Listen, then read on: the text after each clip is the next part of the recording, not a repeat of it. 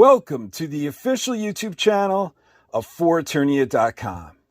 I'm your host AJ, and today we're doing an unboxing and a mini review of the Masterverse 2.0 Wave 11 Masters of the Universe New Eternia Man-at-Arms figure.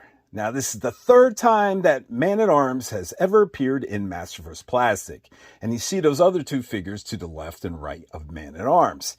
But I'm really excited to check out this new one. But originally, I had a very awkward relationship with Man-at-Arms when I was a kid.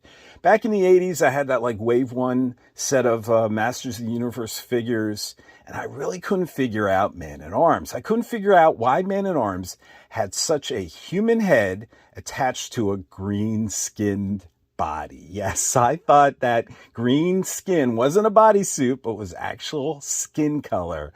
And, you know, why wouldn't I, right? It was like, it was green under his gauntlet. He had a gauntlet over that bodysuit. He had a loincloth over that bodysuit. So I literally thought that was his green skin. And also, he looked kind of truncated, right? He looked kind of like smushed in from the top of his head. Like someone took a hammer and went clonk and, you know, and like smushed him down a little. And then the last thing I just didn't understand is I was like, why does he have only armor on one side of his body? You know, I had no idea. You know, I was a knucklehead back then, and I'm less of a knucklehead now. So I understand that, you know, the purpose of having armor on one side of your body and swinging the weapon with the other and not being weighted down by armor. I mean, I get that now as an adult, as a little smarter knucklehead now, but as a kid, I had no understanding of that. But it wasn't until the Filmation series, the 1983 Filmation series, He-Man and the Masters of the Universe, is when I finally got a better understanding and appreciation of Duncan. The fact that he looked like, okay, he was Tila's adoptive father, and this must be a green suit that he's wearing.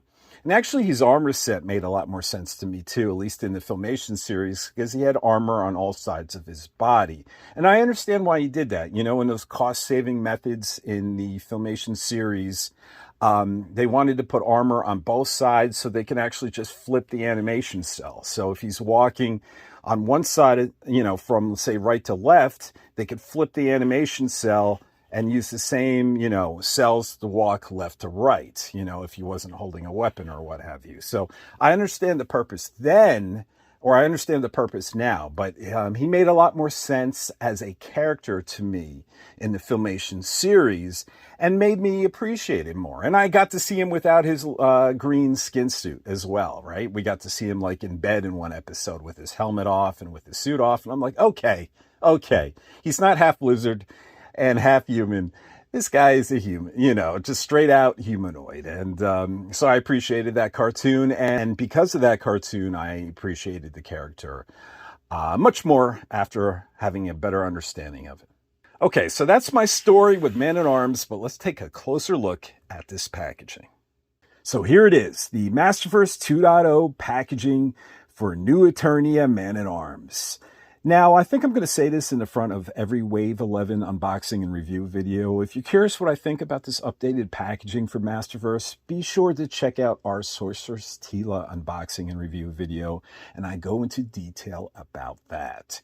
But regarding this packaging, this looks great. The artwork here is done again by Simon Eckert, and we have this great battle scene, and we see Man-at-Arms in this battle pose with his mace, and we see the Wind Raider flying overhead with colors that match Man-at-Arms. And then we have Battle Ram blasting away.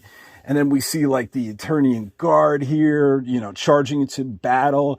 And looking at this one guard without his face mask. Are you thinking what I'm thinking? I bet you are. I bet this figure could be used for army building. But we'll get into that. And then here on the spine, we have the profile artwork of Man-at-Arms, and we have the mustacheless Man-at-Arms with this ball and chain mace, and we'll get into that. And then we have the mustache Man-at-Arms with this very old style looking helmet, and we'll get into that. And then on the back of the box, once again, I think it was mentioned at San Diego Comic-Con that this isn't actually toy photography, but it's computer generated. It's 3D modeling of the figure. And to be honest with you, it doesn't really come across that real, that authentic. But we do have some artwork on the back of the box. A third picture here of Duncan, of Man-at-Arms, right next to his bio. So let's check out his bio. His bio says, Man-at-Arms, heroic master of weapons. The last thing Duncan remembered was He-Man shouting, "By the power of Grayskull!" Reality cracked, and all went dark. Suddenly, Man-at-Arms found himself in a new Eternia, one broken and in need of repair. I don't know about you, but these bios are just way too short for me on the Wave 11 figures. It's not enough information to give an accurate depiction of what they're trying to portray to the collector, but what can you do? All right, so that's it regarding the packaging. So let's get them out of the box and take a closer look. So here is the new Eternia Man-at-Arms in 360 degrees, and boy, does he look stunning. Now, in regards to his subline, right, New Eternia, it's supposed to be based on the old discarded concept art, right, discarded designs that never came to fruition when the vintage figure was released. I'm not seeing much of Mark Taylor's original concepts in this figure. I mean, he should have had like this red square belt buckle. He doesn't have that. I think in the concept art, he should have like orange boots, maybe with some white straps. He doesn't have that, but I'm really not complaining here because regardless, this is a fantastic looking figure. I love this like gold eagle emblem on the back, and these crossed swords looks really cool. And I like the work done in the helmet. There's really not much paint wash here going on. Yeah, it's all pretty much flat paint, but you know what? It works for him. I do like the metallic blue on the helmet here and on the bracers and the belt, but otherwise it's pretty flat. Maybe it could have used some wash on the boot here and the straps to make it look more, leather looking. But otherwise, I really like this look. So let's take a closer look by starting with that face sculpt. It's me, Mario! I'm sorry.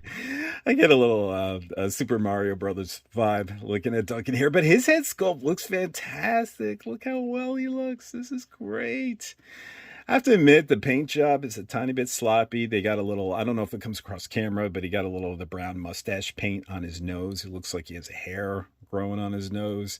Hey, and that happens when we get older, right? A random hair will grow on your nose, and it looks like Duncan is no different. But this is really just a fantastic head sculpt. And same thing goes with his alternate head sculpt. I mean, look how great these are. And, you can't go wrong picking the mustache look or the non-mustache look. And both these helmets are interchangeable, and we'll get to that in a second. But, great job, Masterverse. These are great. Okay, so let's talk something very cool and then something not so cool. In regards to very cool, as I mentioned before, the helmet is removable. You can remove the helmet and look at this. This looks like a wetsuit on Duncan, and he's got little hearing aids on each side. I guess they didn't paint him because it probably rubs off when you pull the helmet off. But this is such a great look, and it supports that, no, this is not green skin. This is a suit. And you could go ahead and change the helmet out to the more, the classic vintage looking, Filmation helmet here. And this is so fantastic.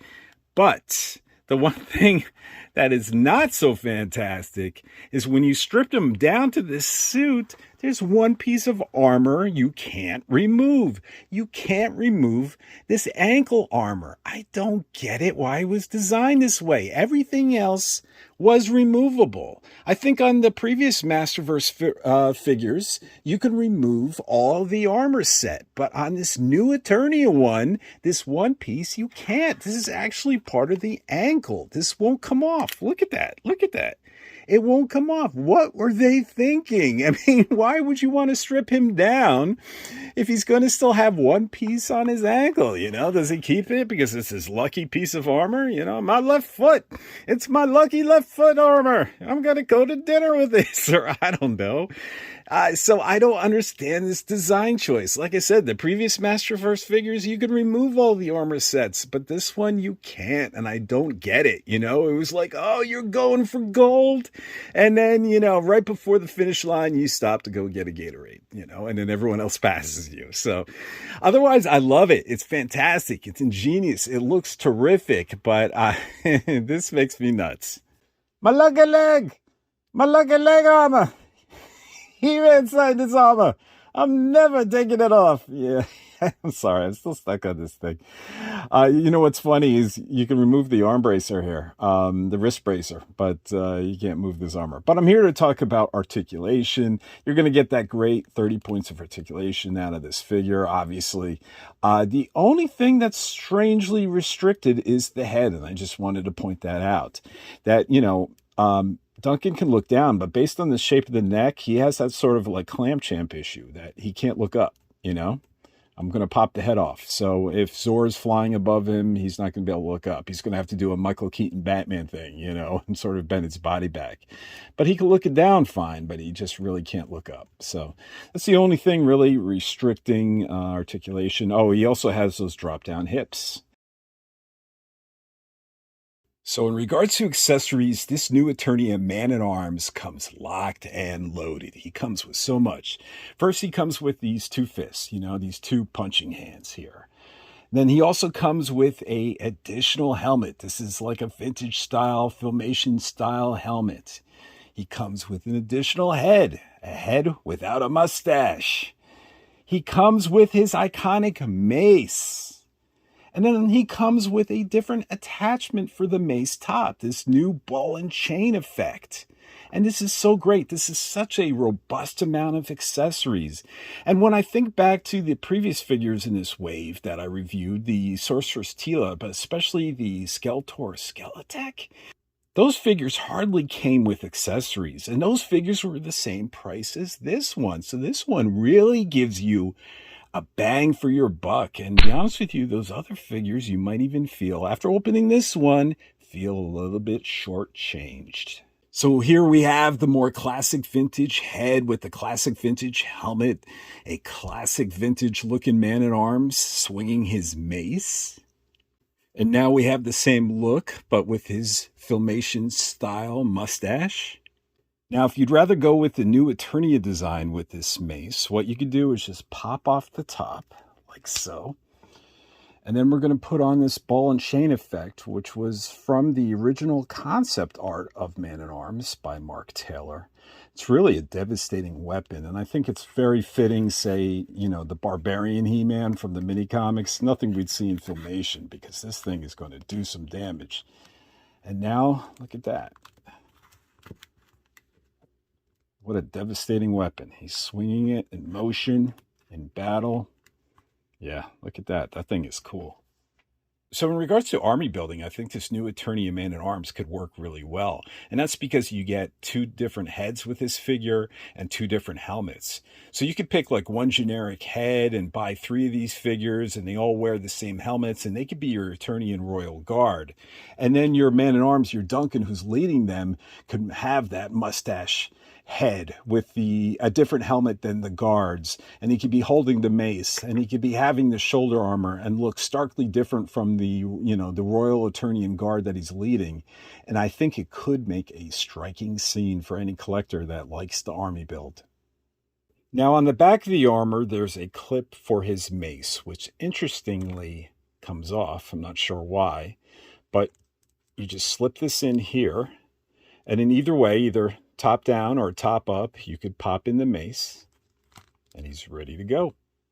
So in regards to the reuse of sculpts, I have the Revelation Man-at-Arms to the right, and I have the new Eternia Man-at-Arms to the left. And they both have the same shoulders, the same biceps, the same elbows, the same forearms. We won't worry about the hands.